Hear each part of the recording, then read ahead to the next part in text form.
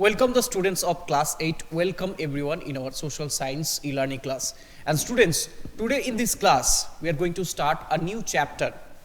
And this chapter is about the Indian education system. So in previous chapters, we have learned how did the British, they totally overthrown our Indian iron and steel industry, the iron smelting industry as well as the weaving industry, and how did we revive again. Now today we are going to discuss that about the education of India that was introduced by the British, and what was the position of education in India, what is the condition of the students at the time in India in the beginning of 17th and 18th century, in 18th and 19th century India. Okay, so let's begin today's class. And the name of the chapter that I am discussing today, that is Civilizing the Native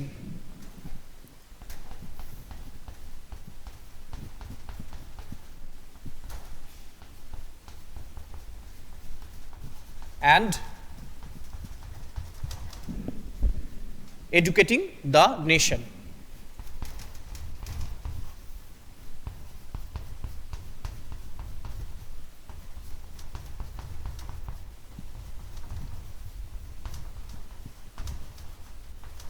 And look at carefully, the native and nation, these two words are in inverted comma.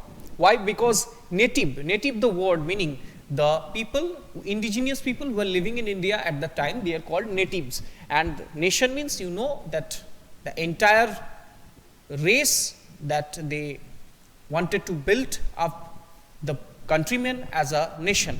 So at that time, the idea of nation was not so much popular among the people's mind. You will read later how did the national movement emerged, and the idea of nation also emerged and created in the mind of people.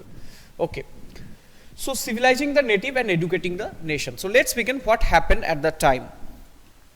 Okay, so at the time, the Indian education system was very much in old school method, and they followed the old methods of education, and no formal schools were there. The students usually they went to some tolls, muktab, and madrasas and pathshalas.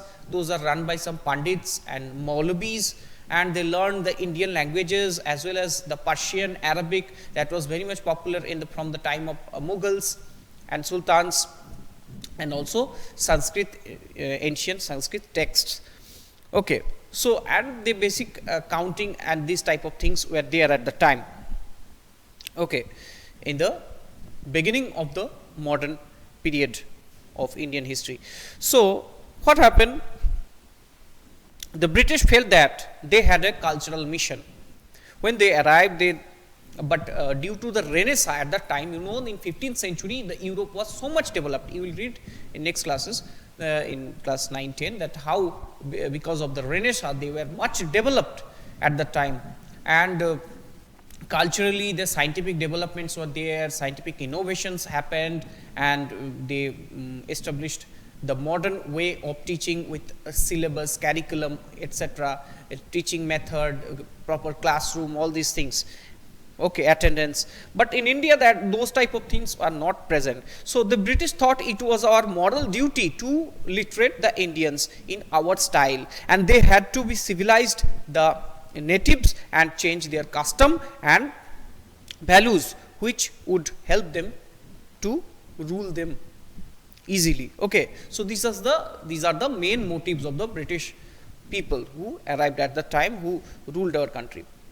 So the first subunit in this chapter, this how the British saw education.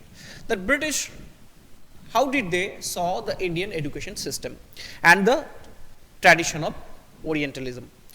That in 1783, William Jones, a junior judge, arrived in Calcutta as a junior judge of Supreme Court that was newly established as per the 1773 Charter Act. Okay, so and he was a linguist too, and he studied Greek, Latin, and at Oxford University, and also knew the French English, Arabic, Persian, and also started learning Sanskrit when he was arrived in Kolkata. So soon he was studying the ancient Indian texts based on law, philosophy, religion, politics, okay, morality, arithmetic, medicine, and other sciences. And the medicine books like Charak and Susrut Samhita and Dhanantari and the Jivaks, those their writings also in Sanskrit. These are books of medicine, religious texts, the different philosophy like Yoga, Shankha, Vaisheshik, Mimamsa, okay, this type of texts, as well as the Arthashastra written by Kautilya, okay, books of morality, Panchatantra, and the book of arithmetic and astronomy such as Surya Siddhantika, Brahma Siddhantika, Aryabhatyam, etc. Okay. So when after studying those books in Indian languages and after discussing with others, he also found the other two person at the time, though they are also very much influenced by the Indian culture, Indian ancient culture and customs, and they are Henry Thomas Colebrook and Nathaniel Halhed. So remember three names: William Jones,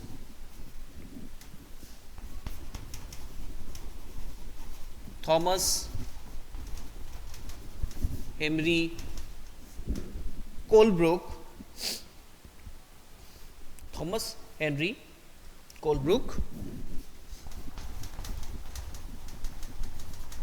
and the third one, it is the Nathaniel Halhed.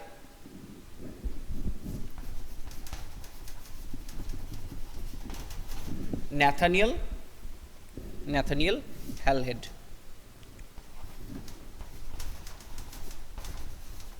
So these people together, they known at the time as Orientalist. Okay.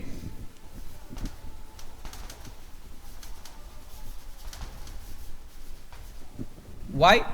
So what is the meaning of Orient? You have to know first that Orient means everything that related to the East, means Asia. Okay, the culture and the customs, the languages and the knowledges belongs to the Asia is called Orient, and everything that was Western means belongs to Europe, that is called Occident. And those followed the Western education, Western philosophy, they believe that Western education, philosophy, culture is superior than the Orient or East, they called Occidentalist. Okay, so these are the major two divisions, remember. So these three people mainly at the time in colonial India, they known as Orientalists. And those people, they were busy to discovering the ancient Indian heritage and culture, and together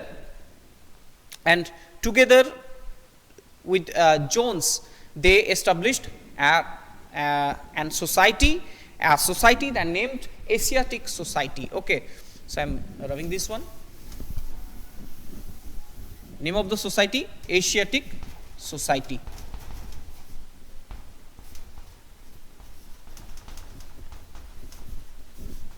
And this society established in 1784 AD at Kolkata. And today also it is a very eminent institute for researching about the Oriental studies. Okay. And they also started publishing a journal, okay, about various topics named Asiatic Researchers.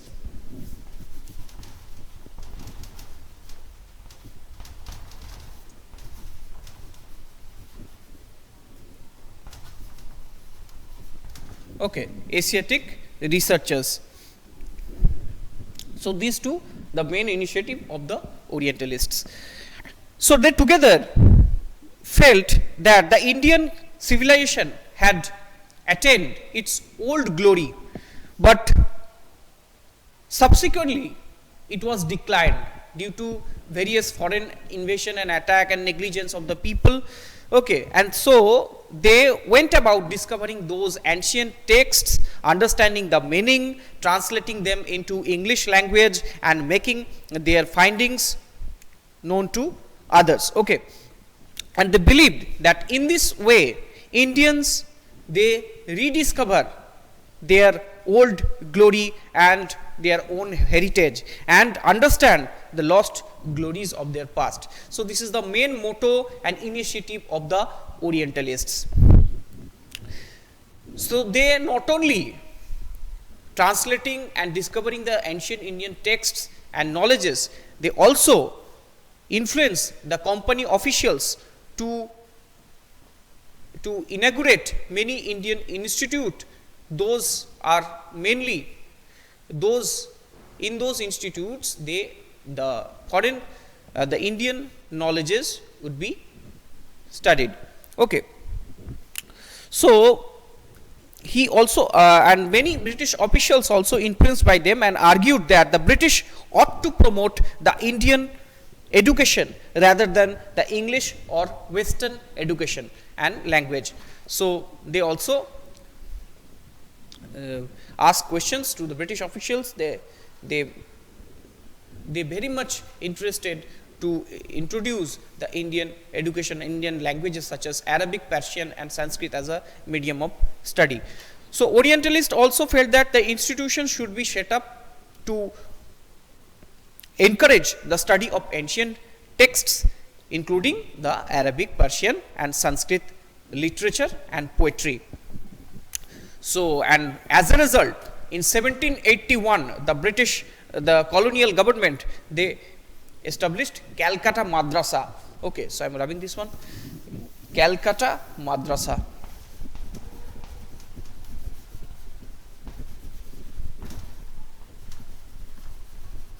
So Calcutta Madrasa was established at the time in 1781 to teach Arabic, Persian and Islamic law. And after 10 years, in 1791, Banaras Hindu College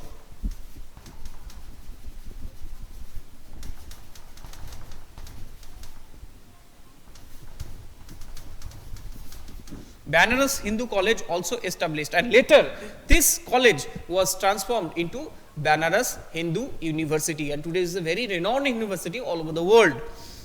And they also teach various Indian modern subjects also today. Okay, so these are the some initiatives and works of the Orientalists to educate the natives. But some other people also there who opposed the Orientalists, and they believed that Indian education system should follow the Western education. Okay, because they need some workers. Okay, the workers who can help them to administer their colonies in India. Okay, so next day we are going to discuss about in details about those people who opposed the Orientalists, and they are called Occidentalists. So look at your book. There is a picture given in your book at last.